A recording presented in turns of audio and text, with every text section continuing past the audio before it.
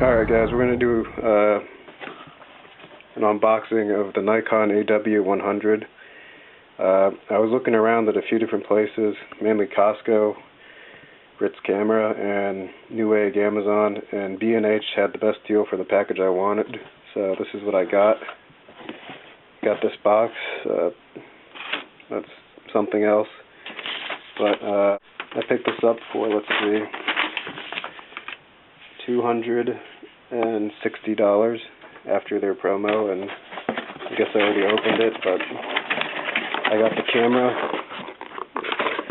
I got a 32 gigabyte SD card, which is going to be really nice. It's also waterproof and everything else too. And I got an extra battery because apparently the GPS and stuff eats the battery, but it's always good to have an extra battery. And I guess they didn't send me this, but that's the package. So let's take a look at the camera. So the camera box, you probably want to send this in because it will protect you or whatever. There are two pieces of software which are pretty convenient for transferring photos from the camera. I just take it right from the SD card, but this might help a little bit. You got this instruction manual. You have this, whatever this is some disclaimer. So it tells you what they mean by waterproof in a few different languages. And then you have, I don't know what the hell that is, some advertisement for something, another piece of paper, and that's it for the paper and stuff. This box has the camera. I got the black color just because it's really basic. I didn't want orange, blue, or whatever else they had. And we also have a strap. There's two places to lock that in, so one right here and one right here. I prefer the single one, so I'll probably not even use this. You have the USB connector so you can connect your camera to your computer.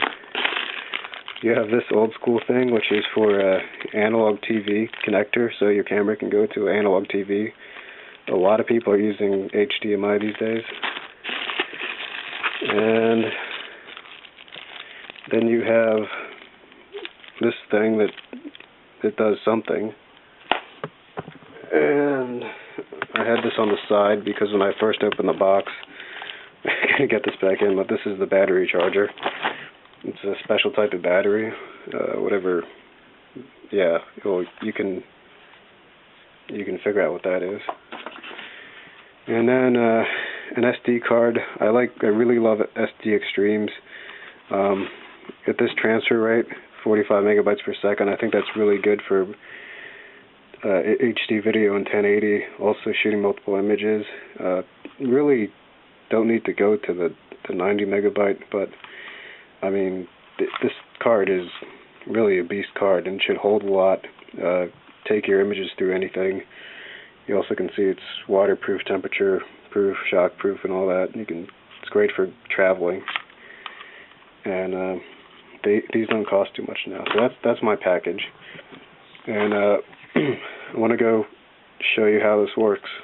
So I've had some time to charge up the battery, and you can see it turns on, and we have this nice little menu. The battery's almost there, but it's got 5 times digital zoom. It's got a really nice sensor actually, but I mean, you can't really do too much with that. It has this little, it's got a flashlight, it's got this LED flashlight and a regular flash. When you want to shoot photos, you can select from, I don't even know if you can see this, but there's Easy Auto and Auto, which are good. And then, if you're familiar with Nikon, you have all these other types of presets in here that are okay. And you want to click Menu, and image, you want to set all these up. Image mode, I usually like to take the highest, which is the 16 megabyte with the star. White balance, auto, ISO, you can change that depending on your lighting conditions, but auto usually does good. I like full-time autofocus for video. I like to have also the highest resolution for the movies, which is the 1080 HD star, so there's minimal compression. You can also shoot lower, all different qualities, and change between NT, whatever, and PAL formats for the frames. The movie light's pretty cool. If you turn it on, and the wind noise reduction is also cool. It's just some little feature they have. But if we go back and we start recording a movie just by hitting the movie button, it'll actually start recording. And since I turned the movie light on, you see that little LED is on in the front. If I go back to my menu, I'll have to stop recording first by hitting this button. You see the light went off, and I go back to the movie menu, and we turn it off. That light's actually really good because if you're in a dark spot and you want to record video, you can do it, like kind of Blair Witch style. So if you're in the woods and it's dark, you can turn that on and just, videotape yourself with your friends and make your own Blair Witch movie if you want. I'm from Maryland, so yeah, that was a big deal, but everyone figured that was pretty much a joke. So anyways, under menu, there's the photo settings, video settings, and the actual camera settings. The welcome screen, you can change to, I don't like one. You can have a little image pop up if you want. That's just whatever. Time and date, you got to set that. It's actually really cool because it brings up a map.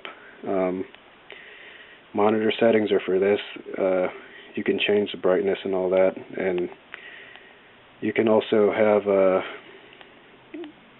some more autofocusing, and there's automatic stuff that really helps you take great shots and videos. So vibration reduction, I like to just keep most of those auto. Really not too much you need to change. When you put in a new card, it's nice to format it. If you want to change language or something, that's great too. TV settings has to deal with when you hook it up to a TV. And blink warning is just kind of silly. The action button and firmware should be version 1. I don't think you need to update that at all. And then there's like a hard reset button. But so this is the controls. You have the trash button to delete stuff, the menu button, and then this goes up, down, left, right. This is the timer and all this. And this button on the side is the action button. I don't know if you can see it, but if you just tap it, in this case, it brings up a world map, and that's good because this camera also has this GPS tagging capability with this GPS receiver. So you can turn that on and have it put that in your photos. And we'll turn that off for a second. And to open this, you need to push this button in the middle down and just turn it. You can see where the open and closed are. Let me just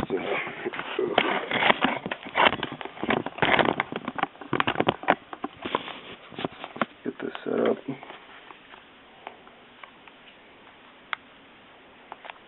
So that's how it opens, and the battery's held in here with this piece, and the SD card goes in here, and this also is where all the ports are. There's the USB and the mini HDMI and SD port, so all that good stuff's in there. And this is a nice watertight seal. So that's the camera. It looks pretty nice. Let's go see how it works.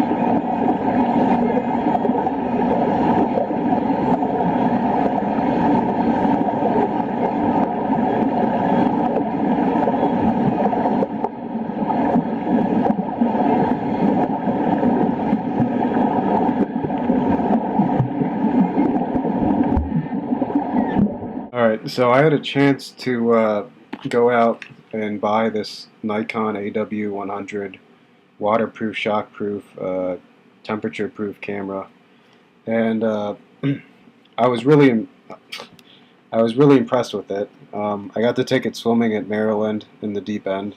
It's waterproof up to 33 feet, and I think it did a great job. It shoots full HD video underwater really great, and transitioning between water and just regular, I guess a dry environment is fine. You could see if this was the water line, you could start here and just go right under and everything would come out just fine.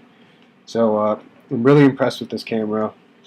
I would say to go out and buy it, but the thing is, if you look at the pricing from B&H Photo, Costco, and some other vendors, they had a promotion on it, which was $50 off. So these usually go for about, I think, $240 at the cheapest to somewhere around no more than $280. But now that deal is up from the manufacturer, and it's back up like around $350.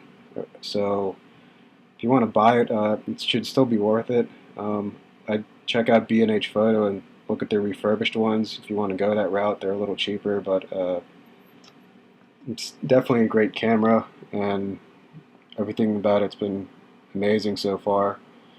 And if you travel and stuff, this would be really good to have. This Nikon, I'm not really too biased to Nikon, but this one right here is my old one. It's a Coolpix brand. You can see the lens. It's like that because it got dropped so many times.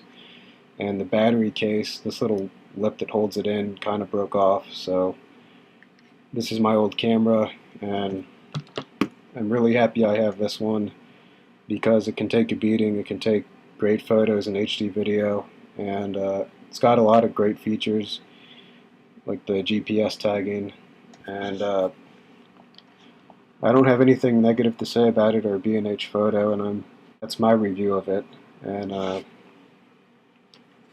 it's probably a buy.